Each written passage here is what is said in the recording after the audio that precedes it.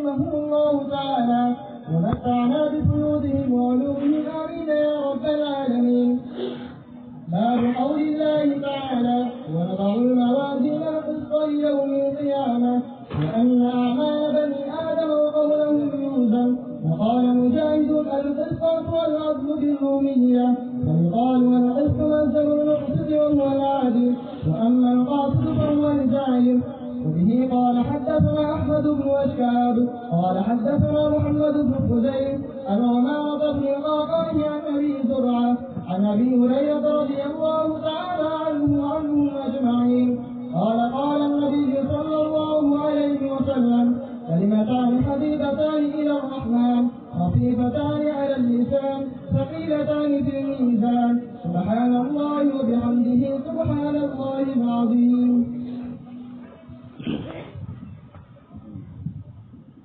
الحمد لله رب العالمين والصلاة والسلام على سيد المرسلين وعلى آله وأصحابه أجمعين. قال الله تبارك وتعالى في الكلام المجيد والفرقان الحميد أعوذ بالله من الشيطان الرجيم بسم الله الرحمن الرحيم دعواهم فيها سبحانك اللهم وتحيتهم فيها سلام وآخر دعواهم أن الحمد لله رب العالمين. وقال النبي صلى الله عليه وسلم كلمتان حبيبتان إلى الرحمن خفيفتان على اللسان ثقيلتان في الميزان سبحان الله وبحمده سبحان الله العظيم. صدق الله تعالى وصدق رسوله النبي الكريم ونحن على ذلك لمن الشاهدين والشاكرين والحمد لله رب العالمین. محترم و مکرم حضرات اکابرین ملت، عزیز طلبہ اور مہمانان اعزام، اللہ تبارک و تعالیٰ کا انتہائی شکر اور احسان ہے کہ آج اس نے ہمیں اصح الکتب بعد کتاب اللہ تبارک و تعالیٰ کی کتاب کے بعد سب سے زیادہ صحیح کلام اور سب سے زیادہ صحیح کتاب اگر روئے زمین پر کوئی ہے تو یہ امام بخاری رحمۃ اللہ علیہ کی بخاری شریف. اللہ تبارک و تعالیٰ نے آج اس کی آخری حدیث شریف کے پڑھنے کا ہمیں موقع عنایت فرمایا، اور اسی آخری حدیث کے سلسلے میں کچھ گفتگو ہمارے عزیز طلبہ اور طالبات کے سامنے پیش کرنے جا رہا ہوں. محترم عزیز طلبہ، آپ حضرات جانتے ہیں حضرت امام بخاری رحمۃ اللہ علیہ نے کتاب الایمان سے اپنی کتاب کا آغاز فرمایا. انما الاعمال بالنیات کے ذریعے سب سے پہلے روایت سے ہمیں اپنی نیتوں کی تصحیح کرنے کا حکم دیا، اور اب اخیر میں کتاب التوحید اور الرد علی الجہمیہ وغیرہ، اس آخری باب کے ذریعے پھر امام بخاری رحمۃ اللہ علیہ نے اللہ پاک کی توحید کو، اس کے اسماء اور صفات کو اور علم کلام کی وہ ابحاث جو سیدنا امام بخاری رحمۃ اللہ علیہ کے زمانے میں معتزلہ، جہمیہ اور قدریہ وغیرہ باطل فرقوں نے اللہ پاک کی صفات کے سلسلے میں اختلاف کا اظہار کیا تھا. حضرت امام بخاری رحمۃ اللہ علیہ کتاب الایمان کے ذریعے تو اثباتی طور پر ایمانیات کی بحث کو ذکر کر چکے، اور اب کتاب التوحید کے ذریعے آپ نفی کے انداز کے اندر سبحان کے لفظ سے جو آپ نے آخری روایت کو بھی شروع فرمایا، اس کے ذریعے آپ اللہ تبارک و تعالیٰ کی صفات کے سلسلے میں فرقہ باطلہ نے جو اپنی طرف سے مختلف قسم کے اعتراضات پیش کر کے عقلی اشکالات، منطقی اشکالات کے ذریعے اللہ پاک کی صفات کے انکار پر دلیلیں پیش کی، حضرت امام بخاری رحمۃ اللہ علیہ اللہ پاک کی مختلف صفات کو کتاب التوحید میں ذکر فرما رہے ہیں. آپ حضرات نے مختلف ابواب میں کتاب التوحید کے آخری ابواب میں آپ نے مختلف عناوین کے ذریعے امام بخاری رحمۃ اللہ علیہ کی اللہ پاک کی صفات کے سلسلے میں تلاوت اور مطلوع کے سلسلے کی گفتگو کو سنی ہے۔ یہ در حقیقت جن باطل فرقوں نے اپنے اپنے اعتبارات سے جناب نبی اکرم صلی اللہ علیہ وسلم کی روایتوں میں تعویل کی، قرآن کریم کی آیات میں متشابہات کے اندر انہوں نے اپنی طرف سے زیغ کا سلسلہ اپنایا، حضرت امام بخاری رحمۃ اللہ علیہ یہاں اور پوری کتاب میں آپ کا یہ طریقہ رہا کہ کتاب اللہ کی کسی آیت کو مناسبت کے عنوان سے امام بخاری رحمۃ اللہ علیہ ذکر فرماتے ہیں۔ اس جگہ پر بھی آپ نے جس عقیدے کو ثابت کرنا ہے اس کے لیے حضرت امام بخاری رحمۃ اللہ علیہ نے کلام پاک کی آیت کو پیش کیا اور کتاب التفسیر میں مستقل قرآن کریم کی پوری تفسیر حضرت امام بخاری رحمۃ اللہ علیہ نے ابو عبیدہ سے مجاز القرآن سے جو نقل فرمائی وہ آپ کتاب التفسیر میں سن چکے ہیں۔ امام بخاری رحمۃ اللہ علیہ کے طریقے استدلال اور استنباط پر گفتگو کرتے ہوئے حضرات محدثین اور مجتہدین نے یہ فرمایا کہ جس طریقے سے امام بخاری رحمۃ اللہ علیہ نے احادیث سے ترجمۃ الباب کو قائم فرمایا، اس طریقے سے آیات قرآنیہ کے لطیف اشارات تلمیحات کے ذریعے حضرت امام بخاری رحمۃ اللہ علیہ نے قرآن کریم کے علوم پر بھی آپ کو جو دسترس حاصل تھی اور اللہ پاک نے قرآن کریم سے مسائل کے مستنبط کرنے کی جو آپ کو صلاحیت عنایت فرمائی تھی، حضرت امام بخاری رحمۃ اللہ علیہ نے اس کو بھی پیش فرمایا۔ عزیز طلبہ، آپ حضرات جہمیہ، کرامیہ، جبریہ، یہ جتنے بھی باطل فرقے ہیں ان کے متعلق یقیناً سن چکے ہوں گے۔ مجھے آپ کے سامنے مختصراً اس لیے پیش کرنا ہے کہ حضرت امام بخاری رحمۃ اللہ علیہ نے اس جگہ پر وزن اعمال کو ذکر فرمایا، تقدیر کے مسئلے کو اشارتاً ذکر فرمایا، تلاوت اور مطلوع کا جو امام بخاری رحمۃ اللہ علیہ کا مسلسل کتاب التوحید میں طریقہ رہا ہے یہاں بھی اس کی طرف اشارہ فرمایا، اور معتزلہ جو وزن اعمال کے منکر ہے، حضرت امام بخاری رحمۃ اللہ علیہ نے صاف صریح عقیدہ ذکر فرمایا وَأَنَّ أَعْمَالَ بَنِي آدَمَ وَقَوْلَهُمْ يُوزَنُ، کہ بنی آدم کے اقوال اور اعمال کا وزن ہوگا۔ اس لفظ کے ذریعے اشارہ فرما دیا کہ میں اہل سنت والجماعت کے اس طبقے میں سے ہوں جن کے یہاں کلام پاک کی ایک آیت پر عمل ہوتا ہے، لیس کمثلہ شیء، اللہ پاک کی ذات عالی کی کوئی تشبیہ اور کوئی تمثیل نہیں ہو سکتی ہے۔ وَلِلَّهِ الْمَثَلُ الْأَعْلَى، اللہ پاک ہی کے لیے بہترین مثال ہے۔ اللہ پاک کی ذات عالی اور اس کی صفات کے واسطے سے ہمیں اللہ پاک کی معرفت نصیب ہوگی۔ اسی سلسلے میں وزن اعمال میں بھی جو لوگوں نے اپنی طرف سے مختلف تعویلیں کی کہ وزن اعمال تو اعراض میں سے ہے، اس کا ذاتی وجود نہیں ہے، جیسے کپڑے پر سفیدی یا اور کوئی رنگ یہ اس کا اپنا عارضی ہے اور کپڑا اصل، صفات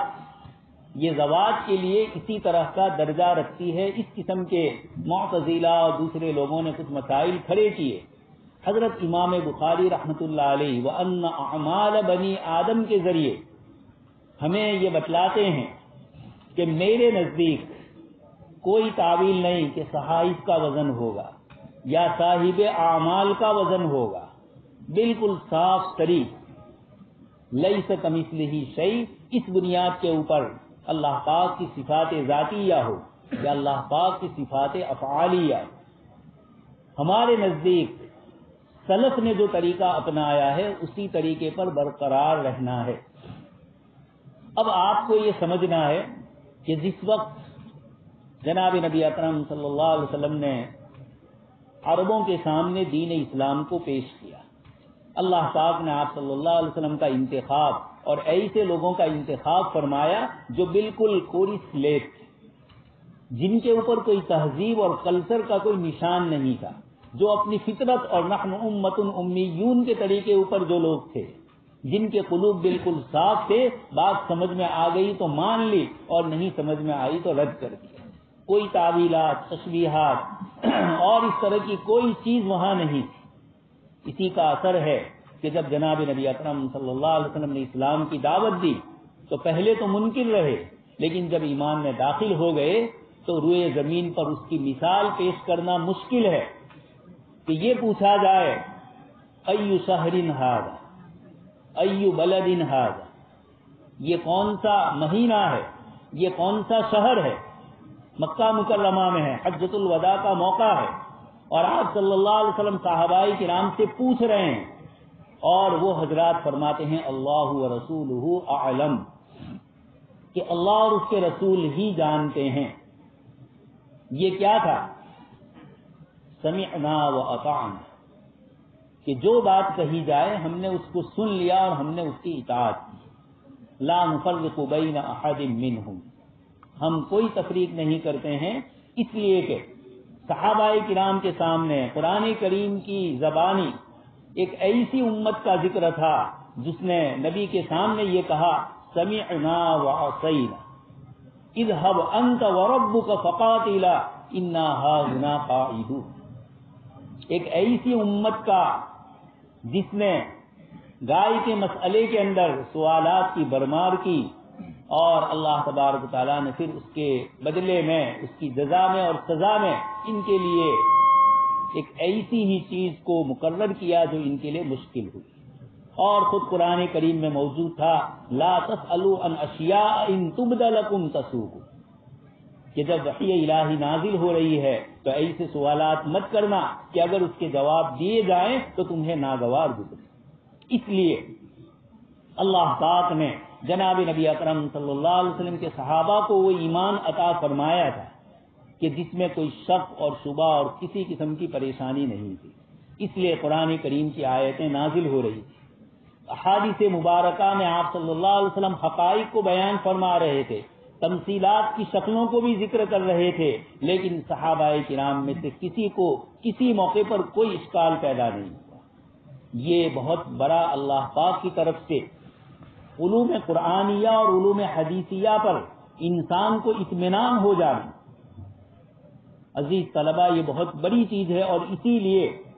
حضرت حاجی امداد اللہ رحمۃ اللہ علیہ، جن سے اکابرین دیوبند نے کسب فیض کیا، ہم تو یہ جانتے ہیں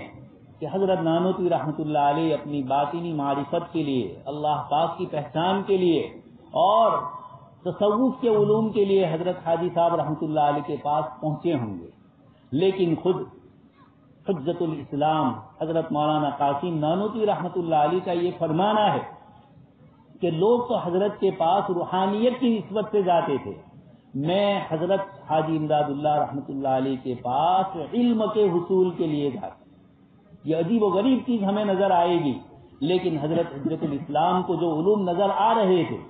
اس کی میں آپ کو مثال پیش کرنا چاہتا ہوں، چونکہ تقدیر کے مسئلے سے بھی ہماری آج کی اس روایت کا تعلق۔ حضرت حاجی امداد اللہ رحمۃ اللہ علیہ فرماتے ہیں تقدیر کے مسئلے پر مجھے اطمینان ہے، یعنی کائنات میں انفرادی طور پر یا اجتماعی طور پر اللہ پاک سے جو فیصلے ہوتے ہیں، مجھے دل سے اس پر طمانینت قلب حاصل ہے، اطمینان حاصل ہے، کوئی اشکال اور کوئی اعتراض اور کبھی دل کے اندر کسی قسم کا کوئی وسوسہ نہیں گزرتا۔ یہ ایک چھوٹا موٹا کام نہیں ہے، مجھے اور آپ کو تو معمولی سی چیز آئے تب بھی نعوذ باللہ اللہ پاک کی ذات عالی پر اعتراض یا اشکالات پیدا ہو۔ کسی کوئی بچہ زندہ رہ جاتا ہے، ماں باپ انتقال کر جاتے ہیں اور پیدائشی بچہ زندہ، ایکسیڈنٹ میں کئی مرتبہ ہم نے دیکھا، ایسے موقع پر ہمیں ہوتا ہے کہ اللہ پاک نے کس طریقے سے اس بچے کو زندہ رکھا اور اس کے ماں باپ مر گئے، اس کی پیدائش اور کفالت کیسے ہوگی۔ قرآن کریم میں اللہ پاک نے اپنی مختلف صفات میں رب العالمین کی جو صفت ہمارے سامنے ذکر کی، احکم الحاکمین کی صفت ذکر فرمائی، عزیز الحکیم اور قہار اور غفار کی جو صفات ذکر فرمائی، اور امام بخاری رحمۃ اللہ علیہ نے یہ ابواب جو ہمارے سامنے ذکر کیے، اسی میں یہ بھی ضروری ہے ہم اللہ کی مرضی پر راضی رہیں، اور یہی وہ صفت تھی صحابہ کرام کی جس کی بنیاد پر اللہ پاک نے رضی اللہ عنہم ورضوا عنہ، اللہ ان سے راضی ہو گئے اور وہ اللہ تبارک تعالیٰ سے راضی ہو گئے۔ حضرت شاہ عبد القادر جیلانی رحمۃ اللہ علیہ سے پوچھا گیا کہ اللہ پاک ہم سے راضی ہے، اس کی کیا دلیل اور کیا علامت؟ حضرت شاہ عبد القادر جیلانی رحمۃ اللہ علیہ نے بہت اچھا جواب فرمایا۔ آپ نے فرمایا کہ تم اللہ پاک کے فیصلوں کو دیکھ لو کہ جب اللہ پاک کا کوئی فیصلہ تمہارے حق میں ہوتا ہے، تقدیر الہیہ سے تم پر کوئی پریشانی تکلیف آتی ہے، اس موقع پر تم اللہ پاک سے راضی ہو یا نہیں؟ اگر تم اللہ پاک سے راضی ہو، یہ دلیل ہے کہ اللہ بھی تم سے راضی ہے۔ وہ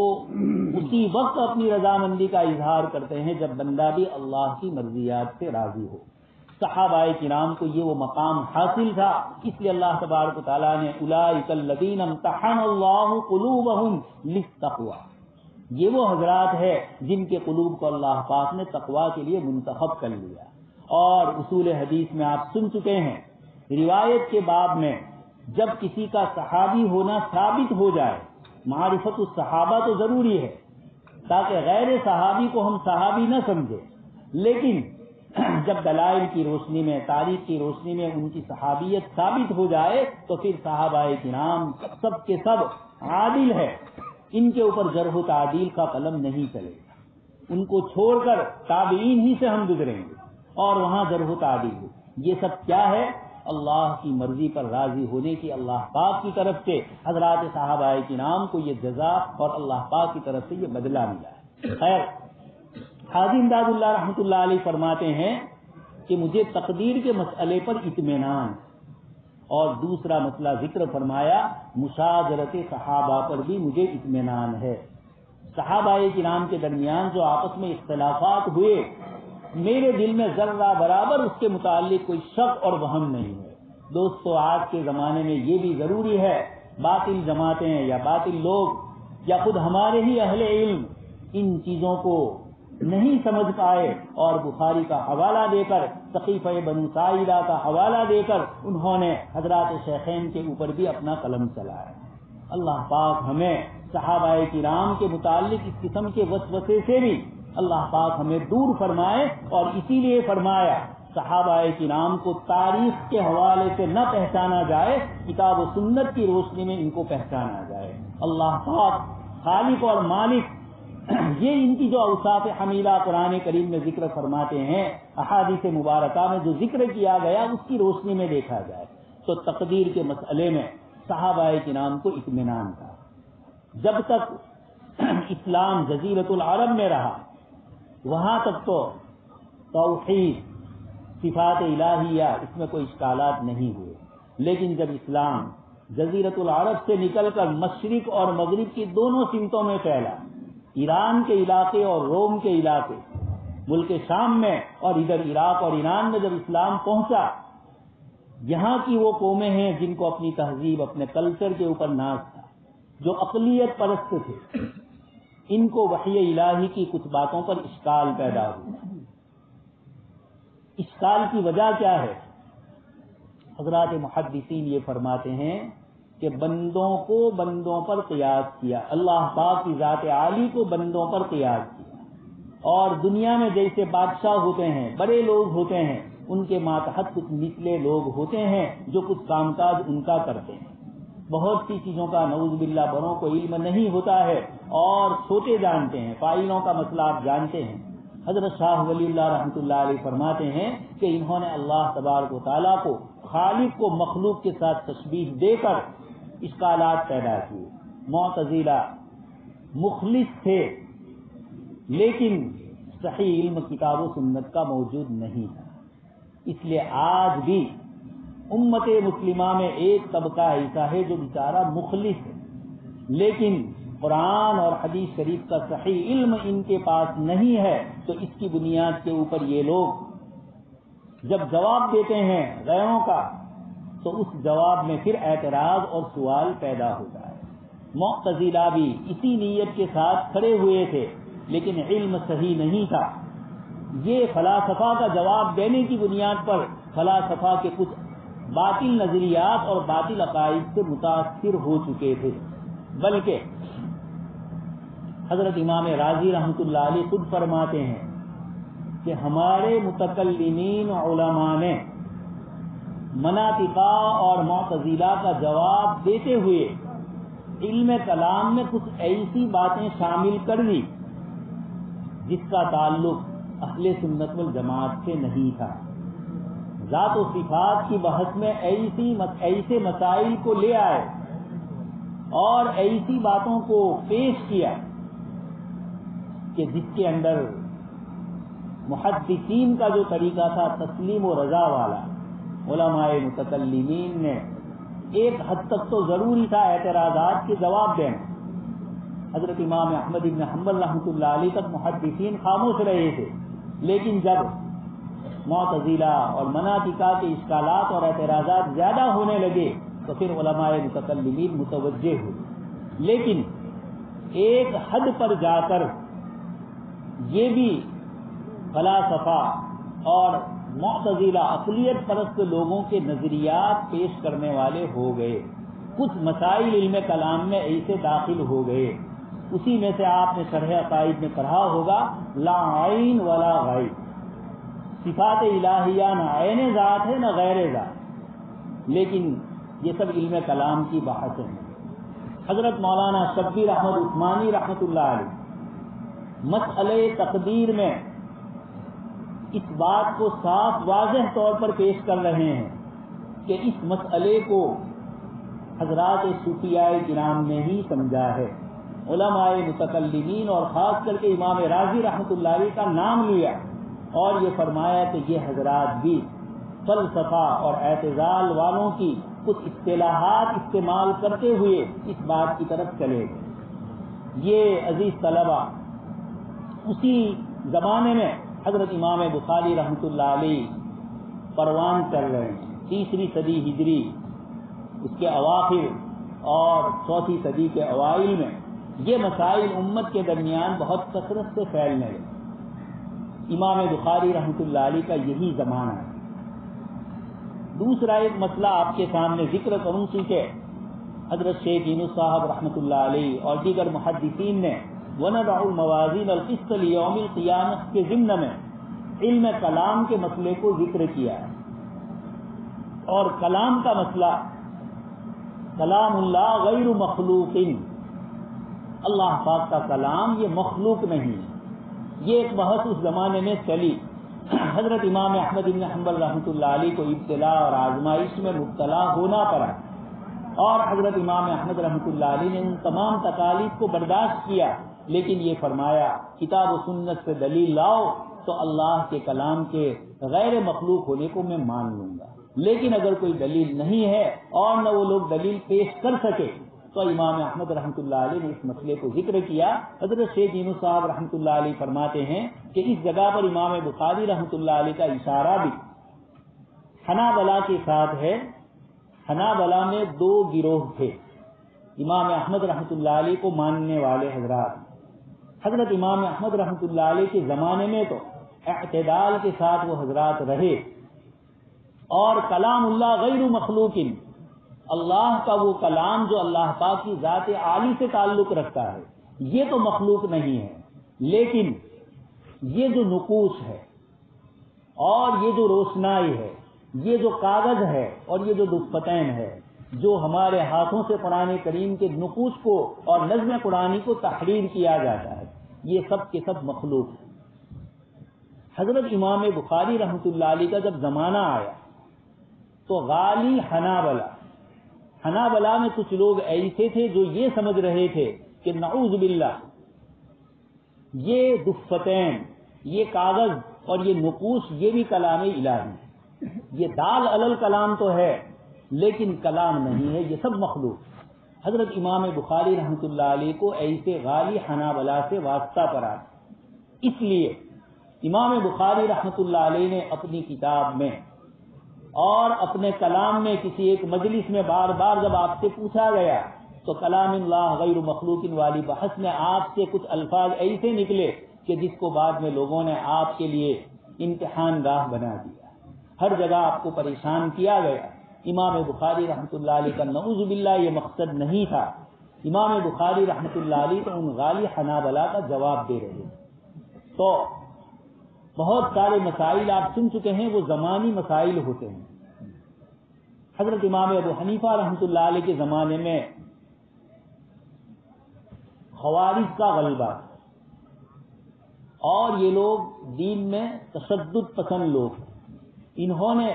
گناہ کبیرہ کے مرتکب کے اوپر، ایک آدمی سے گناہ کبیرہ ہو گیا تو اس پر کفر کے فتوے لگائے، اور اسی کی روشنی میں انہوں نے نعوذ باللہ حضرت علی کرم اللہ وجہہ، حضرت امیر معاویہ رضی اللہ تعالیٰ عنہ اور دیگر صحابہ حضرت عمرو بن عاص رضی اللہ تعالیٰ عنہ پر نعوذ باللہ کفر کے فتوے لگائے۔ حضرت امام ابو حنیفہ رحمۃ اللہ علیہ نے اپنے زمانے میں دیکھا کہ کسی چھوٹے عمل کے چھوڑ دینے پر یا کسی صغیرہ اور کبیرہ کے ارتکاب کرنے پر یہ لوگوں کو دائرے ایمان سے نکال رہے ہیں۔ تو حضرت امام ابو حنیفہ رحمۃ اللہ علیہ نے فرمایا، آپ کے کلام کو نقل کیا گیا شرح فقہ اکبر میں، ایمانی کا ایمانی ابی بکر، کہ میرا ایمان نفس ایمان میں بسیط ہونے میں حضرت ابو بکر صدیق رضی اللہ تعالیٰ عنہ کے ایمان کی طرح ہے، لیکن کیفیات میں، یقینیات کے اندر، احوال کے اندر، ذوق کے اندر پھر اس میں فرق ہے۔ اس لیے امام ابو حنیفہ رحمۃ اللہ علیہ نے فرمایا کہ ایمان اور اعمال صالحہ دونوں الگ الگ چیزیں۔ یہ کیوں تھا؟ امام ابو حنیفہ رحمۃ اللہ علیہ کے مقابلے میں وہ جماعت تھی جو بہت تشدد پسند تھی، جو اعمال کے مرتکب کو بھی کافر کہہ دیتی۔ حضرت امام شافعی رحمۃ اللہ علیہ جب تشریف لائے تو یہ خوارج کا فتنہ تھوڑا کمزور پڑ چکا تھا، اور دوسرا فتنہ کھڑا ہوا تھا، یہ قدریہ جہمیہ وغیرہ، ان کا آغاز ہو چکا تھا، اور اسی طریقے سے کچھ لوگ وہ تھے جو بڑے سے بڑے عمل کے ارتکاب پر بھی، حتیٰ کہ اقرار باللسان کے بھی منکر تھے، کوئی ضرورت نہیں ہے زبان سے کلمہ طیبہ پڑھنے کی۔ حضرت امام شافعی رحمۃ اللہ علیہ تشریف لائے اور آپ نے اعمال کو ایمان کا جز قرار دیا۔ یہ دونوں بزرگوں کی نیتیں اپنے اپنے اعتبار سے اپنے زمانے کے باطل فرقوں کے مقابلے میں ان کے نظریات، افراط و تفریط نہیں ہے یہ، بلکہ جو باطل جماعت افراط و تفریط میں مبتلا ہوتی ہے تو ایسے موقع پر اہل سنت والجماعت کے علماء کو جو اعتدال پسند ہوتے ہیں، جیسے علماء دیوبند، انہوں نے اپنے آپ کو گزشتہ 150 سال سے اعتدال کے اوپر رکھا ہوا ہے۔ ہر مسئلے کے اندر ہم نہ افراط کا شکار ہوتے ہیں نہ تفریط کا شکار۔ اکابرین نے ہمیں صراط مستقیم کی جو صحیح شکل بتلائی ہے اسی شکل کے اوپر ہم لوگ چل رہے ہیں۔ خیر، حضرت امام بخاری رحمۃ اللہ علیہ کے زمانے میں یہ باطل جماعتیں سر اٹھا رہی تھی۔ امام بخاری رحمۃ اللہ علیہ نے کتاب الایمان، یہ تو اثباتی انداز میں ایمانیات کو ذکر کیا، اور کتاب التوحید کے ذریعے والرد علی الجہمیہ وغیرہ کے ذریعے حضرت امام بخاری رحمۃ اللہ علیہ نے ہمیں یہ بتلایا کہ صفات الہیہ کو دو انداز میں ماننا ہے۔ اثباتی طور پر بھی اللہ پاک کی صفات کو ماننا ہے جو اثباتی ہے، اور نفی کے طور پر فلانی بری صفت نعوذ باللہ اللہ پاک کی ذات عالی میں نہیں ہے، اور اسی لیے اللہ پاک نے اپنے پاک کلام میں بھی یہی فرمایا۔ حافظ ابن تیمیہ رحمۃ اللہ علیہ فرماتے ہیں کہ جو لوگ عقل پرست تھے، افلاطون، سقراط، بقراط، ارسطو، خیر ارسطو تو ملحد بھی تھا، لیکن ان لوگوں کے یہاں اللہ پاک کے لیے نفی کی صفات ہے۔ اللہ پاک کو جس انداز میں مانتے تھے اس کے ساتھ یہ کہتے تھے اللہ پاک میں فلانی چیز نہیں، فلانی چیز نہیں، فلانی چیز نہیں۔ اس کے مقابلے میں قرآن کریم نے اللہ پاک کے لیے اثباتی صفات کو کثرت سے ذکر کیا، اور اسی کو صوفیاء کرام کی اصطلاح میں نفی مجمل، اثبات مفصل کہا جاتا ہے، کہ اللہ پاک سے نہ ہونا۔ دیکھیں سبحان اللہ، چونکہ امام بخاری رحمۃ اللہ علیہ یہاں پر نفی والی چیز کو ذکر کرتے ہیں، اس لیے صفات منفیہ یعنی اللہ پاک سے جن چیزوں کی نفی کرنی ہے اس کو امام بخاری رحمۃ اللہ علیہ یہاں لائے اور اسی لیے لفظ سبحان ذکر کیا۔ حضرت امام راضی رحمۃ اللہ علیہ فرماتے ہیں سبحان کا لفظ قرآن کریم میں جہاں استعمال ہوا ہے وہاں ایک ایسی چیز کا وہم اللہ پاک کی ذات عالی سے ہو سکتا تھا، مخلوق ہونے کے اعتبار سے مخلوق اپنے وہم و گمان میں اللہ پاک کی ذات عالی پر کوئی اشکال پیدا کر سکتی ہے۔ اللہ پاک نے ایسے موقع پر لفظ سبحان کے ذریعے اس کی نفی فرمائی۔ مشہور مثال ہے سبحان الذی اسری بعبدہ لیلا من المسجد الحرام۔ معراج کے واقعے کا مکہ کے مشرکین نے انکار کیا اور آج بھی مستشرقین میں سے کئی لوگ ہیں جنہوں نے اشکالات کیے، لیکن اب سائنس کی روشنی میں معراج کے ثبوت کو بھی ہمارے علماء کرام نے پیش کیا۔ اس کی ضرورت تو نہیں ہے، لیکن کچھ عقلی لوگ ہوتے ہیں ان کے جواب عقلیات سے بھی دیے جا سکتے ہیں۔ تو امام بخاری رحمۃ اللہ علیہ نے اللہ پاک کی ان صفات کے سلسلے میں اثباتاً بھی ذکر کیا اور نفیاً بھی کہ ہمارا، اسی لیے بزرگان کرام نے فرمایا کہ اس کو بھی ایمانیات ہی سمجھا جائے، لیکن پہلا ایمان ہمارا ایمان تھا جس میں ذات اور صفات کے ساتھ اللہ پاک کو ایک سمجھا گیا تھا۔ اور اب یہ جو کتاب التوحید میں ذکر کیا جاتا ہے یہ معتزلہ، قدریہ اور اس قسم کے جتنے باطل فرقے ہیں جنہوں نے اللہ پاک کی صفات میں سے کسی نہ کسی صفت کا انکار کیا، تو یہ بتلایا کہ تمہارا ایمان تو ناقص صفات پر ہے اور ہمارا ایمان اللہ پاک کی تمام صفات پر ہے۔ تو ابن تیمیہ رحمۃ اللہ علیہ فرماتے ہیں کہ اللہ پاک نے اس بات مفصل ذکر کیا، آپ قرآن کریم پورا پڑھ کر دیکھ لیجئے، بار بار اللہ پاک کی صفات اثباتیہ کو ذکر کیا، لیکن صفات منفیہ بھی ضروری ہے تاکہ غلط قسم کے نظریات، غلط عقیدے والوں کا جواب ہو جائے۔ جب لوگوں کو اشکال ہو سکتا تھا کہ ایک رات کے تھوڑے سے حصے میں لیلاً مکہ مکرمہ سے بیت المقدس اور وہاں سے ساتوں آسمان کی سیر اتنی تھوڑی دیر میں کیسے ہو سکتی ہے؟ اللہ پاک نے فرمایا سبحان، تمہیں جو اشکالات اور اعتراض نظر آتے ہیں یہ مخلوق پر تو ہو سکتے ہیں، لیکن میں تو سبحان ہوں، میں تو صمد ہوں۔ سورہ اخلاص میں اللہ پاک کی صفت صمدیت کو ذکر کیا۔ صمد کی تعریف حضرت عبداللہ ابن عباس رضی اللہ تعالیٰ عنہما فرماتے ہیں کہ صمد اس ذات کو کہا جاتا ہے جو کسی کی محتاج نہ ہو اور سب اس کے محتاج، دونوں چیزیں، وہ کسی کی محتاج نہیں اور ساری مخلوق اس کی محتاج، یہ ہے صفت صمدیت۔ اللہ پاک نے یہاں سبحان کے ذریعے فرمایا میں ہر قسم کے عیب سے پاک ہوں۔ فرشتوں نے جب حضرت آدم علیہ السلام کی پیدائش پر اشکال پیش کیا اور اپنے انداز میں اپنے ناقص علم کی بنیاد کے اوپر بارگاہ رب العزت میں ایک چیز پیش کی، اللہ پاک نے وعلم آدم الاسماء کلھا، حضرت آدم علیہ السلام کو سارے نام سکھلا دیے اور پھر حضرت آدم علیہ السلام نے یہ سب جواب دیے، تو فرشتوں نے جواب میں کیا فرمایا؟ قالوا سبحانک لا علم لنا الا ما علمتنا، ہمارا اپنا ذاتی کوئی علم نہیں ہے، آپ ہی کا علم ہے۔ اس لیے سبحان جہاں جہاں اللہ پاک کی قدرت اور طاقت کے سلسلے میں اشکال پیدا ہوتے ہیں، حضرت امام بخاری رحمۃ اللہ علیہ اس آخری روایت کو لا کر ہمیں بتلاتے ہیں کہ تمہیں اشکالات اور اعتراضات اس لیے پیش آ رہے ہیں کہ اللہ تبارک و تعالیٰ کی طاقت اور قدرت، اس کی سطوت اور اس کے غلبے اور اس کی قہاریت کو تم نے نہیں سمجھا ہے۔ اگر سمجھ لو گے، اور یہ کیسے سمجھو گے؟ اللہ کے ذکر کے ذریعے سمجھ میں آئے گا، ذکر لسانی بھی ہوگا اور ذکر قلبی بھی ہوگا۔ یتفکرون فی خلق السماوات والارض ربنا ما خلقت هذا باطلا، لیکن ذکر قلبی تک پہنچنے کا ذریعہ ذکر لسانی ہی ہوتا ہے۔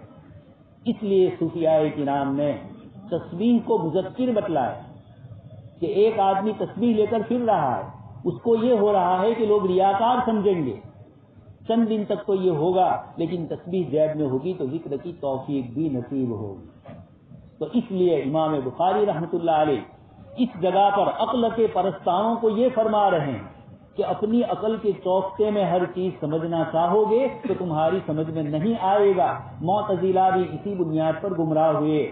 اور قدریہ اور جہمیہ بھی اسی بنیاد پر ناکام ہوئے کہ انہوں نے مجوس هذه الامہ آپ صلی اللہ علیہ وسلم نے فرمایا۔ یہ ایسے لوگ ہیں جنہوں نے اللہ پاک کی صفات میں اشکال اور اعتراضات پیش کیے۔ تو امام بخاری رحمۃ اللہ علیہ یہاں پر سب سے پہلے قرآن کریم کی آیت پیش فرما رہے ہیں جو امام بخاری رحمۃ اللہ علیہ کا عام متن طریقہ رہا ہے۔ یہ گویا امام بخاری رحمۃ اللہ علیہ ہم علم حدیث سے وابستہ لوگوں کو اشارہ کر رہے ہیں کہ محض احادیث مبارکہ میں تمہارا کثرت اشتغال کتاب اللہ سے تمہیں غافل نہ کرے، اس لیے کہ کتاب اللہ متن ہے اور احادیث مبارکہ ثم ان علینا بیانہ، اس لیے جتنا علم کتاب اللہ سے مضبوط ہوگا احادیث مبارکہ کا علم بھی تمہارا اتنا ہی پختہ ہوگا۔ عام محدثین کے مقابلے میں امام بخاری رحمۃ اللہ علیہ کی جو مختلف امتیازی اوصاف ہے جس کو حضرات محدثین نے عادات البخاری کے عنوان سے پیش کیا ہے، اور حضرت شیخ زکریہ رحمۃ اللہ علیہ نے الابواب والتراجم کے شروع میں اور اوجز میں اور اب المتواری میں پہلی جلد کے اندر امام بخاری رحمۃ اللہ علیہ کا جو طریقہ استنباط اور استدلال اور ابواب کے تراجم کے ساتھ جو مناسبات ہے اور اسی میں کتاب اللہ کے ساتھ جو امام بخاری رحمۃ اللہ علیہ کا واسطہ ہے، ان سب چیزوں کو ذکر کرتے ہوئے امام بخاری رحمۃ اللہ علیہ کی کتاب اللہ سے اشتغال والی صفت کو کثرت سے ذکر کیا۔ اس لیے سب سے پہلے امام بخاری رحمۃ اللہ علیہ یہ فرمانا چاہتے ہیں کہ ایک حدیث شریف کا پڑھانے والا یا پڑھنے والا ایسا نہ ہو کہ وہ کتاب اللہ سے غافل رہے، کتاب اللہ کی آیات کا بھی استحضار ہو تاکہ اس کی روشنی میں احادیث سمجھنا اس کے لیے آسان ہو جائے، اور احادیث کی روشنی میں کتاب اللہ کی آیات کی تفہیم وہ اچھی طرح کر سکے۔ اس لیے سب سے پہلے تو وَنَضَعُ الْمَوَازِينَ الْقِسْطَ لِيَوْمِ الْقِيَامَةِ، قیامت کے دن انصاف کے لیے ہم ترازو قائم کریں گے۔ دوستو، موازین جمع کا صیغہ استعمال فرمایا، اس پر پھر محدثین کا کلام ہوا کہ اللہ پاک کے یہاں کتنے ترازو ہوں گے۔ کچھ باتیں وہ ہے جو احادیث مبارکہ سے ثابت، اور کچھ باتیں وہ ہے جو صحابہ کرام تابعین انہوں نے استدلالی اور استنباطی طور پر پیش کی ہے،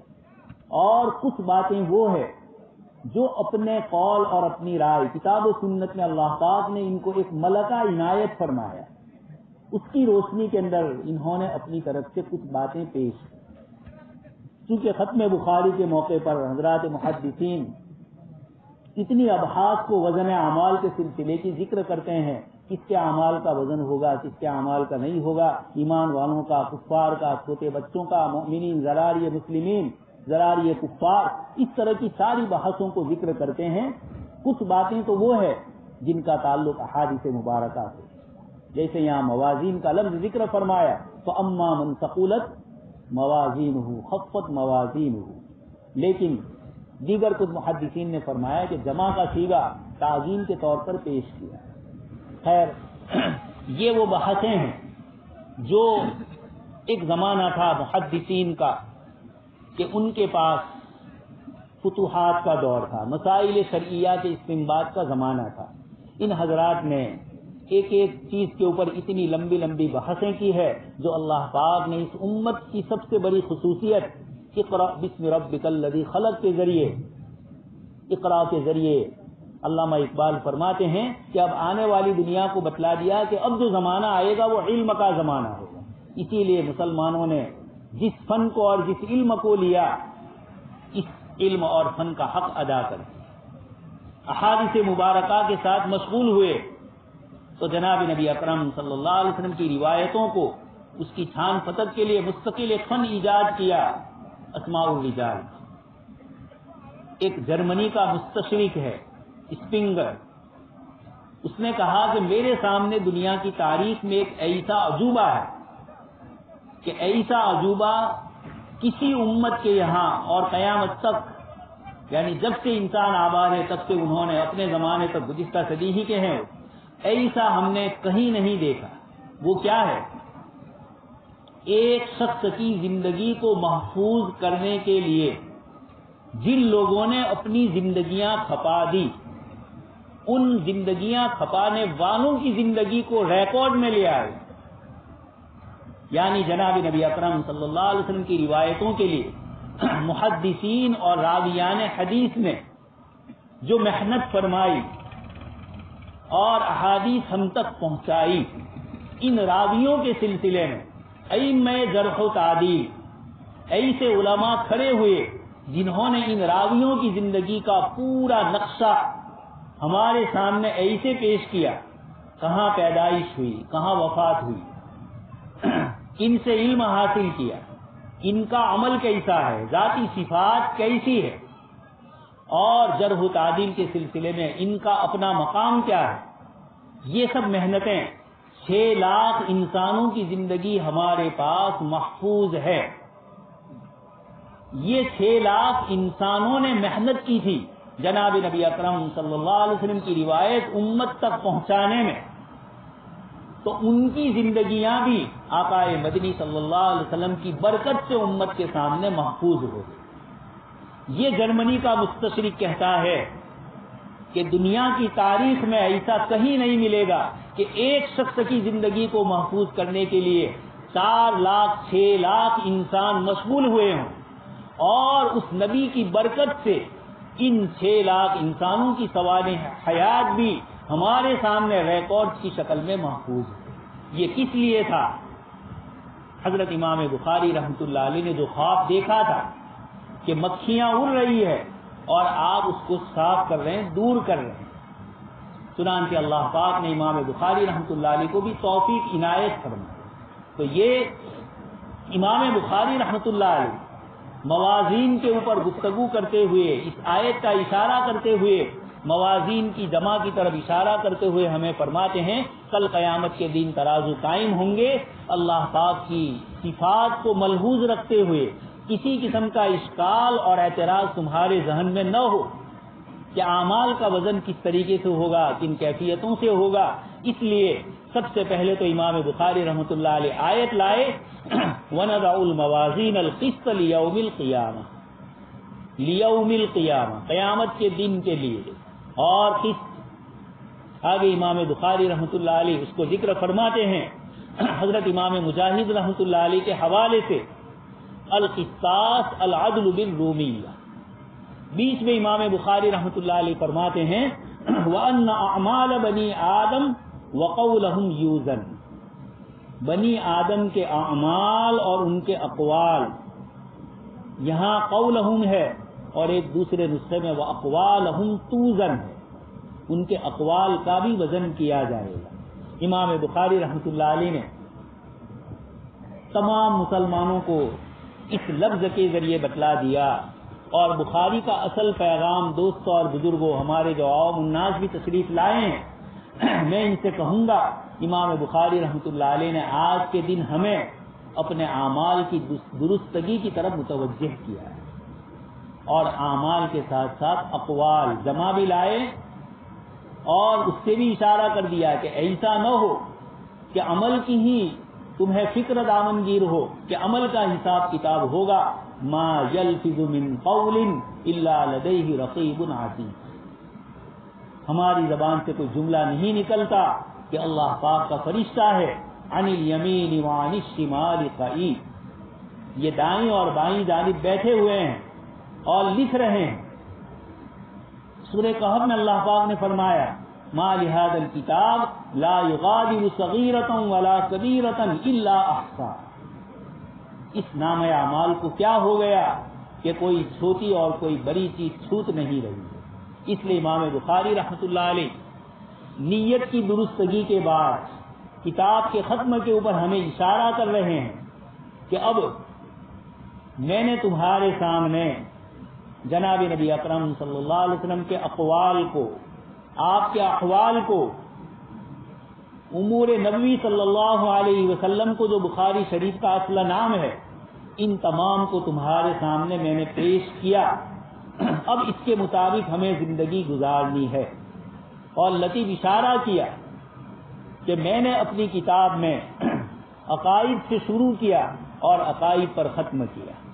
اثباتی عقائد بھی جاننا ضروری ہے، اللہ پاک ایسے ہیں ایسے ہیں ایسے ہیں، اور منفی صفات کو بھی جاننا ضروری ہے کہ اللہ پاک ایسے نہیں ہے، لم یلد ولم یولد ولم یکن لہ کفوا احد۔ اس صفت کی اللہ پاک سے نفی کرنا ہے، اس صفت کی نفی کرنا ہے۔ عقیدے سے شروع فرمایا، عقیدے پر ختم فرمایا۔ ہمیں یہ اشارہ کیا کہ چھوٹا بچہ ہے، اس وقت بھی عقیدے کو پختہ کیا جائے، اور دنیا سے جا رہے ہو اس وقت بھی تمہارا عقیدہ لا الہ الا اللہ پر محفوظ اور مضبوط ہو۔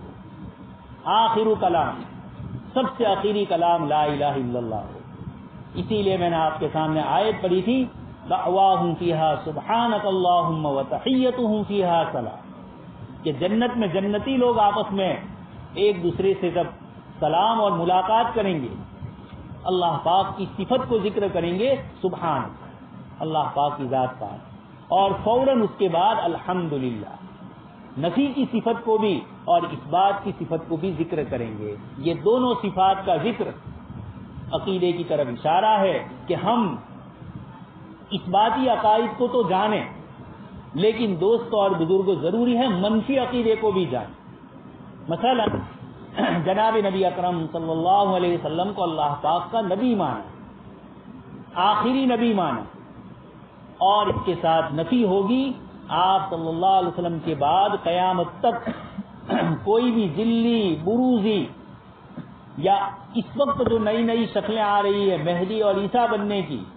یہ جتنی بھی چیزیں ہیں ان منفی عقائد کو بھی جاننا ضروری ہے تاکہ ہم اس سے بچیں۔ مثبت عقائد پر عمل کرنا ہے اور منفی عقائد سے بچنا ہے، اس لیے امت کو آج ان دونوں چیزوں کی ضرورت ہے۔ امام بخاری رحمۃ اللہ علیہ نے اپنی اس کتاب کے اس آخری باب کے ذریعے اس کی طرف بھی لطیف اشارہ فرمایا۔ دوسری چیز، عقائد کے ساتھ عبادات کو ذکر کیا، معاملات کو ذکر کیا، معاشرات کو ذکر کیا، مخاصمات کو ذکر کیا۔ ہر انسان کو اپنی زندگی میں جو جو مسئلہ پیش آ سکتا ہے، احادیث مبارکہ کی عبارت النص سے یا احادیث مبارکہ کی دلالات اور استدلال سے جو چیزیں امام بخاری رحمۃ اللہ علیہ کے زمانے میں بھی پائی جا رہی تھی، امام بخاری رحمۃ اللہ علیہ نے ان ابواب کی مناسبات کے ذریعے یہ بتلایا کہ اللہ کے رسول صلی اللہ علیہ وسلم کا لایا ہوا دین ہمیں الیوم اکملت لکم دینکم، جو قرآن کریم میں اللہ پاک نے دعویٰ فرمایا، احادیث مبارکہ کے ذریعے، ان علینا بیانہ کے ذریعے اللہ پاک نے اس کو مکمل فرمایا، اپنے نبی کے ذریعے اس کی تکمیل فرمائی، اور امت میں قیامت تک ایسے مجتہدین رہیں گے جو ہر زمانے میں پیش آنے والے مسائل کو کتاب و سنت کی روشنی میں ثابت کریں گے۔ امام بخاری رحمۃ اللہ علیہ نے مسائل ثابت کر کے علماء مجتہدین کو اس بات کی دعوت دی کہ 1400 سال کے بعد بھی امت کو نئے مسائل پیش آئیں گے، آپ احادیث مبارکہ ہی کی روشنی میں ان مسائل کا استنباط کریں اور امت کو یہ بتلائیں کہ جناب نبی اکرم صلی اللہ علیہ وسلم کا لایا ہوا یہ دین تر و تازہ ہے، اس میں کبھی بھی خزاں نہیں آئے گا، یہ ہر وقت سدا بہار۔ ایک بڑی عمر کے بزرگ تھے، 90 سال کے، ان کی ایک مریدہ تھی، یہ بھی بڑی عمر کی بوڑھی تھی۔ اس عورت نے اپنے شیخ سے کہا کہ حضرت آپ بھی زندگی کے آخری مرحلے پر اور میں بھی زندگی کے آخری مرحلے پر ہوں، اب میری یہ تمنا ہے کہ میں آپ کا دیدار کروں۔ اس بزرگ نے فرمایا تمہاری بات صحیح ہے، میں بھی بوڑھا ہوں اور تم بھی بوڑھی ہو، لیکن اللہ پاک کا کلام قرآن کریم یہ زندہ ہے، جوان ہے۔ قل للمؤمنین یغضوا من ابصارہم ویحفظوا فروجہم والی جو آیت ہے وہ آج بھی اسی طریقے سے ہے جس طریقے سے اپنے نزول کے وقت ہے۔ اس لیے جناب نبی اکرم صلی اللہ علیہ وسلم کا یہ دین زندہ ہے، اس کے احکام بدلتے نہیں ہیں۔ امام بخاری رحمۃ اللہ علیہ نے علماء مجتہدین کو، علماء کو یہ فرمایا کہ آپ حضرات یہ کوشش کریں کہ کتاب و سنت سے مسائل کا استنباط کریں، حضرت مولانا بدر عالم میرٹھی رحمۃ اللہ علیہ نے ترجمان سنہ کے مقدمے میں بہت تفصیل سے اس مسئلے کو ذکر کیا، اور آپ نے فرمایا کہ امام بخاری رحمۃ اللہ علیہ نے یہ ترجمے اس لیے قائم نہیں فرمائے ہیں کہ علماء کرام اس کو سرسری نظر سے پڑھ کے گزر جائے، بلکہ اپنے زمانے کے جو مسائل ہے اس کے مستنبط کرنے کے طریقے امام بخاری رحمۃ اللہ علیہ نے ہمیں بتلائے۔ یہ الگ بات امام بخاری رحمۃ اللہ علیہ کے طریقے استدلال سے ہمیں اختلاف ہو سکتا ہے، ائمہ اربعہ میں اختلاف ہوا ہے، امام بخاری رحمۃ اللہ علیہ سے بھی ہمیں کچھ چیزوں میں اختلاف ہو سکتا ہے، اور اسی کو میں نے اپنی کتاب امام بخاری رحمۃ اللہ علیہ کے طریقے استدلال میں واضح کیا ہے۔ لیکن استدلال کا نفس انداز جو امام بخاری نے ہمیں بتلایا اور یہ اشارہ کیا کہ غور و فکر کریں گے کتاب و سنت میں تو یقیناً مسائل اس سے ابلتے ہوئے آپ کو نظر آئیں گے، اندر سے نکلتے ہوئے نظر آئیں گے۔ اور حضرت مولانا بدر عالم میرٹھی رحمۃ اللہ علیہ نے ایک کتاب لکھی 3 جلدوں میں، جواہر الحکم، اور عصر حاضر کے مسائل کو اس کی روشنی میں آپ نے حل فرمایا۔ تو امام بخاری رحمۃ اللہ علیہ نے ہمیں یہ بھی بتلایا۔ آگے امام بخاری رحمۃ اللہ علیہ اعمال اور اقوال کے وزن کی طرف اشارہ کر کے ہمیں آخرت کی طرف متوجہ فرمایا۔ وزن اعمال میں سب سے بڑی چیز جو کام آنے والی ہے اس میں خلق ہے، اچھے اخلاق۔ امام بخاری رحمۃ اللہ علیہ نے خود بھی حسن خلق سے لوگوں کے سامنے آپ نے اپنی پوری زندگی پیش کی، اور ہم علماء کرام کو بھی بتلایا کہ خشک مولوی مت بننا، حسن خلق والا بننا۔ انک لعلی خلق عظیم کے علوم لے رہے ہیں، انک لعلی خلق عظیم کے اقوال اور احوال کو لے رہے ہیں، تو انک لعلی خلق عظیم جناب نبی اکرم صلی اللہ علیہ وسلم کی صفات کو، آپ کی کیفیات کو، آپ کے ذوق کو اور آپ کی وجدانیات کو بھی ہمیں لینا ہے۔ جناب نبی اکرم صلی اللہ علیہ وسلم ہر وقت دائم الحزن، متفکر اور عزیز کا عزیز المرجل، بے چینی اور بے قراری، لعلک باخع النفس۔ عزیز طلبہ، آپ جا رہے ہیں، قرآن کریم کی آیتیں اور امام بخاری رحمۃ اللہ علیہ کی یہ کلمات اشارے کر رہے ہیں کہ امت بڑی مشکل میں پھنسی ہوئی ہے، عقائد کے اعتبار سے، اعمال کے اعتبار سے، مختلف جگہوں سے مختلف طریقے کے حملے ہو رہے ہیں۔ کوئی صبح نہیں طلوع ہوتی ہے کہ امت کے لیے کوئی نیا مسئلہ پیش نہ آیا ہو۔ ایسے موقع پر اس دارالعلوم نے ایک چھوٹی سی جماعت کو جو یہاں سے امت کے سامنے پیش کرنے کے لیے آپ کو تیار کیا ہے، اور لیتفقہوا فی الدین، آپ کے پاس کتاب و سنت کا علم، فقاہت کا علم آپ کے پاس آیا۔ مجھے ذرا تفقہ کی تعریف مختلف محدثین نے، فقہاء مجتہدین نے مختلف کی ہے، لیکن مفکر اسلام حضرت مولانا سید ابو الحسن علی الندوی رحمۃ اللہ علیہ نے فقیہ کی ایک تعریف فرمائی، وہ بہت پسند آئی عصر حاضر کی روشنی میں۔ آپ نے فرمایا کہ دین ہمیشہ باقی رہنے والا ہے قیامت تک، اور لوگوں کے احوال اور افعال بدلتے رہیں گے، زمانہ تغیر پذیر ہے اور دین غیر متبدل ہے، اس میں کوئی تبدیلی آنے والی نہیں ہے۔ ایک غیر متغیر دین کو زمانے کی تبدیلی کے ساتھ ہونے والے احوال کو پیش نظر رکھ کر آپ کو لوگوں کے سامنے پیش کرنا، جو دین اسلام اور شریعت اسلامیہ کو اللہ کے بندوں تک زمانے کی کیفیات اور احوال کو دیکھتے ہوئے کتاب و سنت کی روشنی میں لوگوں تک دین پہنچائے گا، یہ ہوگا فقیہ وقت۔ اس لیے فقاہت ایک بہت بڑی چیز۔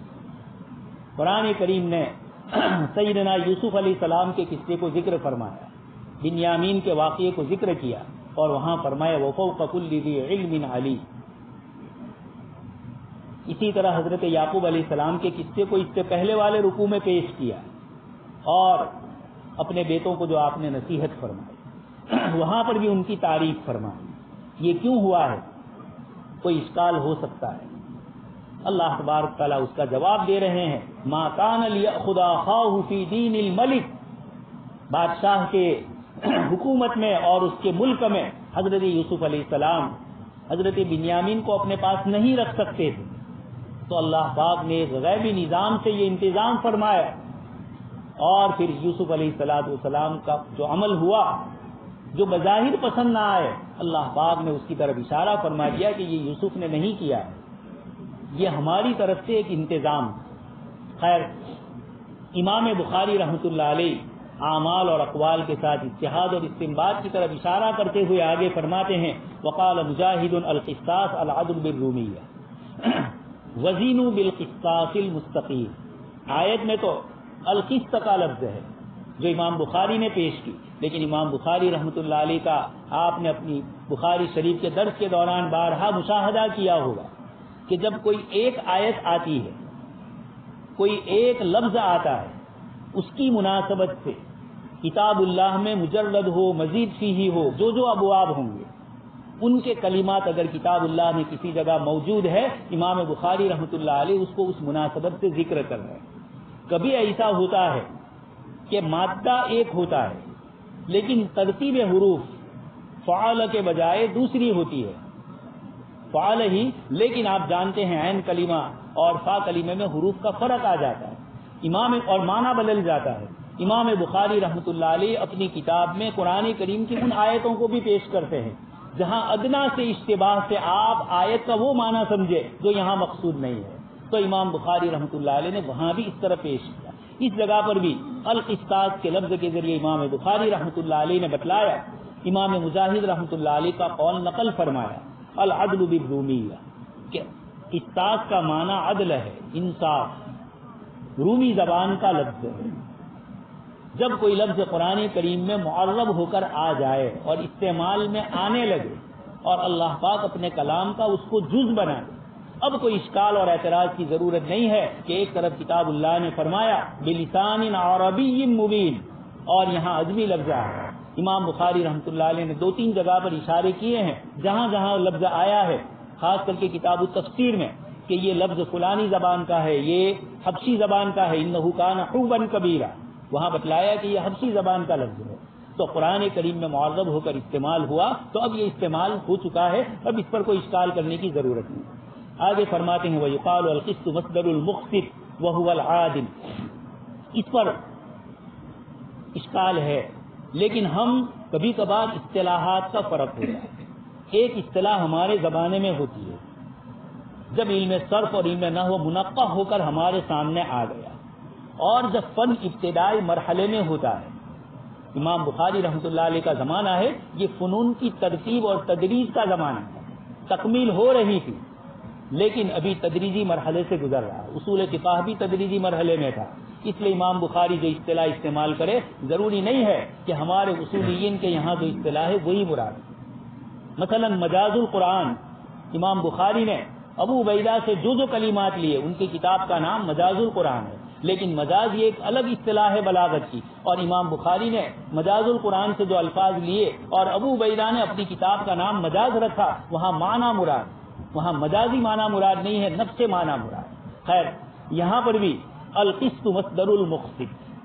کہ قسط یہ مقسط کا مصدر ہے، مقسط اس میں فاعل کا صیغہ ہے اور یہ باب افعال سے ہے، اور باب افعال کا مصدر کیسے ہو سکتا ہے؟ بہت سارے جوابات محدثین نے دیے ہیں نحوی صرفی اعتبار سے۔ اس کا ایک جواب یہ بھی ہو سکتا ہے کہ مصدر سے اگر مراد یہاں مطلق جائے، صدور مراد لیا جائے، مجرد کا مادہ مراد لیا جائے، تو پھر کوئی اشکال اور اعتراض نہیں ہے، اس لیے کہ جو اشکال مجھے اور آپ کو پیش آ رہا ہے کیا امام بخاری رحمۃ اللہ علیہ کو پیش نہیں آیا ہوگا؟ پھر انہوں نے اس لفظ کو یہاں پیش کیا، مجاہد کے قول کی شکل میں نقل کیا پہلا، اور یقالو کے ذریعے، معروف کے سیغے سے نہیں مجہول کے سیغے سے اس کو ذکر کر دیا۔ یہ گویا چاہے تو ان کے نزدیک ضعیف ہو سکتا ہے، یا یہ کہ پھر جو محدثین نے جواب دیا ہے باب افعال کا حمزہ سیرورت کے لیے بھی آتا ہے، قلب ماخذ کے لیے بھی آتا ہے، قسط قصرے کے ساتھ بھی ہے، اور فتحے کے ساتھ بھی قاف کے، یہ ساری اس قسم کی باتیں آئی ہے جو آپ حضرات سن چکے ہوں گے۔ آگے ہے اما القاصد فهو الجاری، ایک ہی لفظ ہے لیکن متضاد ہے۔ حضرات علماء لغات نے بہت ساری ایسی کتابیں تیار کی ہے جس میں عربی زبان میں ایک ہی لفظ متضاد معانی پر دلالت کرتا ہے، اس کو ذکر کیا ہے، اسی میں سے اس لفظ کو بھی ذکر کیا ہے۔ باب افعال میں آئے تو الگ معنی ہوتا ہے اور مجرد میں آئے تو الگ معنی۔ یہ اشارہ کیا جا رہا ہے کہ ہم طلب عزیز کو ابتدائی درجات میں نحو اور صرف میں پختگی حاصل کرنا ضروری ہے، اور فصول اکبری یا خصوصیات ابواب اس کو بھی پڑھنا ضروری ہے تو امام بخاری رحمۃ اللہ علیہ کی یہ عبارتیں سمجھ میں آئے گی۔ بلاغت میں، تشبیہات میں، علم بلاغت سے بھی اب ہم لوگ دور ہوتے جا رہے ہیں، نابلوغیت کی طرف جا رہے ہیں، عدم بلوغیت کی طرف۔ یہ بلاغت کی تبھی مزہ آئے گا قرآن اور حدیث سمجھنے کا جبکہ یہ سارے علوم ہمارے سامنے مستحضر ہو۔ آگے روایت ذکر کی امام بخاری رحمۃ اللہ علیہ نے کلمتان حبیبتان الی الرحمن خفیفتان علی اللسان ثقیلتان فی المیزان سبحان اللہ وبحمدہ سبحان اللہ العظیم۔ اس روایت کو امام بخاری رحمۃ اللہ علیہ اپنی کتاب میں 3 جگہ پر لائے اور تینوں جگہ پر الگ الگ راویوں سے لائے۔ یہاں چونکہ اشکاب یا اشکاب جو راوی ہے ان سے یہ روایت اخیر میں سنی ہے، اس لیے اس کو کتاب کے اخیر میں اس روایت کو لائے۔ کتاب الایمان والنذور اور دعوات میں یہ روایت دوسرے 2 راویوں سے ذکر کی، وہاں گفتگو دوسری تھی، اس لیے اس روایت کو امام بخاری رحمۃ اللہ علیہ نے 2 الگ الگ طریقوں سے اپنے اساتذہ سے لیا ہے۔ اس جگہ پر جو ترتیب ذکر کی حبیبتان الی الرحمن یہاں پہلے لائے اور ثقیلتان فی المیزان کو اخیر میں لائے۔ دوسری عبارت میں اور دوسرے روایت سے جو روایت نقل کی بخاری شریفی میں وہاں ثقیلتان فی المیزان کو پہلے لائے، لیکن یہاں چونکہ ونضع الموازین القسط وزن اعمال سے مناسبت تھی اس لیے اس روایت کو لائے جو اپنے استاد سے انہوں نے اخیر میں سنی ہے۔ نعوذ باللہ امام بخاری نے یہ نہیں کیا کہ روایت کی ترتیب بدل دی، جو ترتیب اپنے اساتذہ سے سنی ہے اسی ترتیب کو ملحوظ رکھا۔ اس لیے ہمارے طلبہ عزیز سمجھے امام بخاری رحمۃ اللہ علیہ نے روایتوں کو لینے میں جو پریشانی اٹھائی ہے، جو تکالیف برداشت کی ہے، اور خاص کر کے حدیث معنعن ہمارے سامنے ذکر کرتے ہیں اور فوراً اس کے بعد یا تو اسی باب میں یا دوسرے باب میں لطیف اشارہ کر دیتے ہیں کہ حدیث اگرچہ معنعن ہے لیکن میرا سماع اس روایت میں استاد سے ثابت ہے، خالی عن اور حدثنا لکھ دینا نہیں ہے۔ اس کے لیے محنتیں کی اور پھر اس کے بعد ترتیب دی۔ یہاں پر بھی اپنے مختلف اساتذہ سے اس روایت کو سنی ہے تو کلیمتان حبیبتان الی الرحمن، ایک تو کلیمتان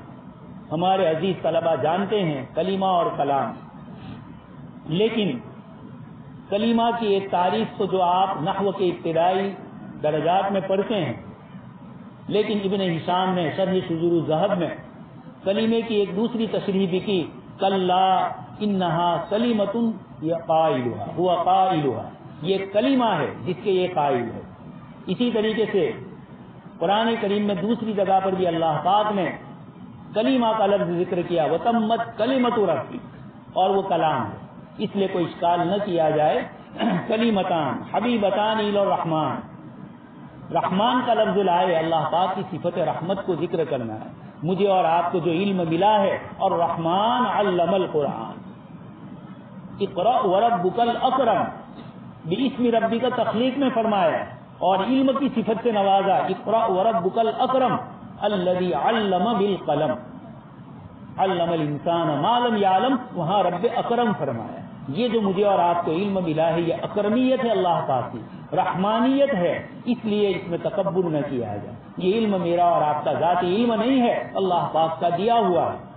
حضرت مولانا شاہ وسیع اللہ رحمۃ اللہ علیہ نے بہت عجیب جملہ فرمایا ہے ہم اہل علم کے لیے کہ میں اور آپ چاہے بخاری شریف پڑھیں، چاہے فتح الباری پڑھیں، چاہے امام فخر الدین رازی کی مفاتیح الغیب پڑھیں، یہ جتنی کتابیں پڑھیں گے یہ قائد بغدادی ہی کا تکرار ہے۔ حضرت یہ فرمانے الف سے لے کر یا تک جو مکتب میں بچہ پڑھ رہا ہے یہی الف سے یا کی تبدیلی ہوئی اور یہ حروف کی شکل اور کلمات کی شکل لی، اس لیے ہم کوئی فخر نہ کریں، یہ جو کچھ مجھے اور آپ کو ملا ہے یہ اس کی شان رحیمی ہے۔ وسعت رحمتی کل شیء، اس لیے اللہ کے بندوں کو رحمان کی صفت سے متصف ہو کر آپ فارغ ہو کر جا رہے ہیں، عوام الناس کی طرف سے آپ کو تکلیفیں برداشت کرنی پڑے گی، آپ کو شان رحمانیت سے رہنا ہے، اللہ پاک کی صفت سے تخلق استعمال کرنا ہے اور لوگوں پر رحمت اور شفقت کے ساتھ پیش آنا ہے۔ یہ امام بخاری رحمۃ اللہ علیہ اللہ پاک کی صفت رحمانیت کو ذکر کرتے ہیں، اس کی دلیل ہے ایک تو حبیب محبوب کے مفہوم میں فعیل کا وزن دونوں معنی ادا کرتا ہے، خفیفتان علی اللسان، زبان پر ہلکے پھلکے ہیں، ثقیلتان علی المیزان، اور ترازو میں بہت بھاری ہے. سبحان اللہ و بحمدہ سبحان اللہ العظیم. یہ کلمہ امام بخاری رحمۃ اللہ علیہ یہاں لائے سبحان اللہ و بحمدہ سبحان اللہ العظیم، اور دوسری جگہ پر اس سے پہلے پیش کیا سبحان اللہ العظیم و بحمدہ. وہاں وہ بحمدہ کو مؤخر کیا، اور یہاں ایک طرف تو وزن بھی تھا اور اس کے ساتھ ساتھ سبحان اللہ و بحمدہ کے ساتھ اللہ پاک کے نام پر کتاب کو ختم کرنا، حمد پر ختم نہیں کرنا تھا. تو العظیم، اللہ العظیم، اللہ تو اسماء الحسنی میں سے ہے، اور العظیم اس کی صفت کو ذکر فرمایا. یہ کتاب میں امام بخاری رحمۃ اللہ علیہ نے ہمیں اخیر کے اندر یہ بتلایا کہ اللہ پاک کی صفات کو سمجھنے کے لیے عقلی گورے نہ دوڑائے جائیں، اس کے لیے ذکر اللہ، تعلق معلّہ ہوگا تو شاہ حضرت حاجی امداد اللہ رحمۃ اللہ علیہ کی طرف کوئی اشکال نہیں رہے گا. جتنا آدمی میں علم پختہ ہوتا ہے، عمل پختہ ہوتا ہے، عقیدے کے اندر پختگی آتی ہے، صحابہ کرام والی صفت حاصل ہوتی ہے، سمعنا و اطعنا والی، محدثین والی صفت حاصل ہوتی ہے. عزیز طلبہ، اخیر میں شاہ عبد العزیز رحمۃ اللہ علیہ کا ایک جملہ کہہ کر اپنی بات ختم کرتا ہوں. حضرت شاہ عبد العزیز رحمۃ اللہ علیہ فرماتے ہیں ہر علم کی اپنی ایک خاصیت ہوتی ہے. انجینئرنگ کا علم اس کی اپنی خاصیت، ڈاکٹری کا علم اس کی اپنی خاصیت، اور اس طرح دنیاوی جتنے علوم ہیں ہر ایک کی اپنی خاصیت ہے. علم حدیث کی کیا خاصیت؟ حضرت شاہ عبد العزیز رحمۃ اللہ علیہ فرماتے ہیں اس علم کے ذریعے شان صحابیت حاصل ہوتی. صحابہ کرام کی شان کیا تھی؟ صبح سے لے کر شام تک دربار نبی میں جا کر آقا مدنی صلی اللہ علیہ وسلم کے اقوال کو، اعمال کو سننا، دیکھنا، برتنا اور اپنی زندگیوں میں اس کو اتارنا. اسی لیے امام احمد فرماتے ہیں اہل الحدیث ہم اہل النبی پر، کہ حدیث کے علم والے وہی نبی اکرم صلی اللہ علیہ وسلم کے اہل ہے، گھر والے ہیں. ان کے نفس اور ان کی ذات تو حضور کے ساتھ نہیں تھی، لیکن ان کے سانس تو حدیث نبوی میں گزر رہے ہیں. اس لیے اس حدیث نبوی نے ہمارے دین کو محفوظ رکھا ہے. دنیا کے مختلف مذاہب بدل گئے لیکن دین اسلام کیوں نہیں بدلا؟ ایک طرف کتاب اللہ کی حفاظت کی گارنٹی اللہ پاک نے لی، اور دوسری طرف اسی کے ضمن میں جناب نبی اکرم صلی اللہ علیہ وسلم کی احادیث مبارکہ امت کے پاس محفوظ شکل میں رہی. اس لیے کسی بھی وقت امت اس سے محفوظ امت اس کی محفوظیت کی بنیاد پر گمراہ نہیں ہو سکتی. صاف اور شفاف چشمہ ہمارے پاس موجود ہے. حافظ ابن تیمیہ رحمۃ اللہ علیہ فرماتے ہیں اللہ پاک نے کتاب و سنت کا صاف شفاف چشمہ عطا فرمایا تھا. مامون رشید کو اللہ پاک معاف نہیں کریں گے جس نے حضرت امام احمد رحمۃ اللہ علیہ کے اوپر یہ سارے ظلم اور تشدد توڑے تھے، کہ اس نے کتاب و سنت کے صاف شفاف چشمے میں منطق اور فلسفے کا گدلا پانی شامل کر دیا. اس لیے آپ کو یہ جو کتاب و سنت کا علم دیا گیا اسی میں زندگی ہے. قرآن کریم کی آیت میں بھی اللہ پاک نے فرمایا تمہارے اوپر اللہ کی وحی نازل ہو رہی ہے جس میں تمہارے لیے حیات. اس لیے عزیز طلبہ اللہ پاک ہمارے سننے سنانے کو قبول فرمائے اور ہمیں اس کتاب پر عمل کرنے کی توفیق نصیب فرمائے. زندگی بھر ہمیں اس کتاب سے وابستہ فرمائے. اللہ تبارک و تعالی ہم کو اپنے نبی صلی اللہ علیہ وسلم کی سنتوں پر عمل کرنے کی توفیق نصیب فرمائے. آمین وآخر دعوانا الحمدللہ.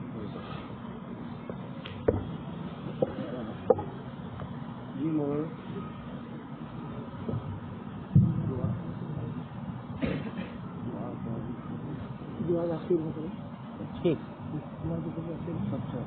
جی تقسیم ہے وہ ہے.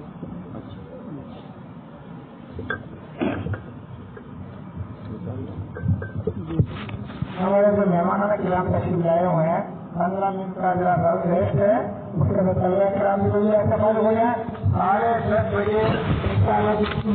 ہو رہی ہے 10:10 بجے اس کے اندر حافظ المعلوم پروگرام اور آنے والے مہمانوں کا پروگرام ہمارے بڑے علماء کرام آئے اس کے بیانات اس سے پہلے جس سے ہمارا اساتذہ یا اطراف علماء کرام آئے ہوئے ہیں وہ سامنے آ جائیں ان کے لیے اس کا نمائندہ والا باقی کا رشتہ کریں گے.